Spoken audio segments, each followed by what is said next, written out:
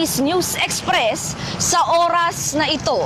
Kasalukuyan po ay tayo ngayon nandito sa Ortigas Avenue kung saan makikita sa aking likuran ang ating mga kapulisan mula sa QCPD at EPD na handa na para magbigay ng seguridad para sa ating mga kababayan na makikilahok sa 3 araw na pagtitipon para sa peaceful rally.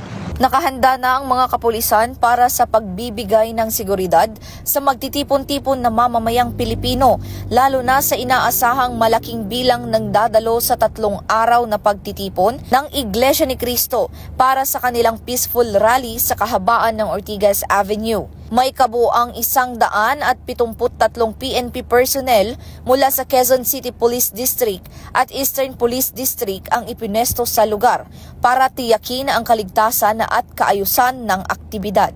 Mula pa 3:00 ng madaling araw ay nakapwesto na ang mga pulis sa Ortigas Avenue upang agad na makapagbigay ng seguridad at serbisyo para sa ating mga mamamayan. Nangunahan ang operasyon ni Police Lieutenant Colonel Alan D. Docyogen, ang ground commander na nagsisiguro ng maayos na koordinasyon ng mga unit, tamang paglalatag ng tauhan at mabilis na pagtugon sa anumang pangangailangan sa lugar. Una-una mula sa pamumuno ng ating butihing Regional Director, Police Major General Anthony Abeleda Abirin, at ang ating District Director, the incoming Police Brigadier General Colonel Randy Glenn Silvio.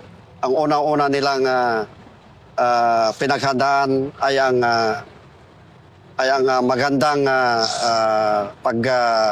paghahanda bilang isang pulis na tinalaga dito sa Ortigas ay ang panatilihin ang kaayusan. Po ay maganda ang paghahanda kontra sa mga rallyista. Ang pinag-iiting ng ating mga kapulisan is maayos na pagbantay sa mga tao na pwedeng maging balakid sa kaayusan.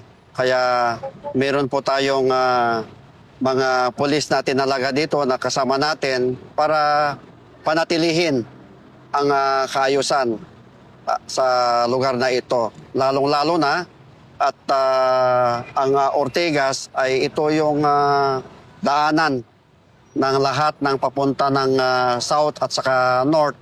Yes. Kaya pinapaigting natin at binabantayan natin ang lugar na ito sakali man na may mga tao o kaya may mga rallyista na manggugulo ayon lang sa kwan natin, sa paghahanda natin.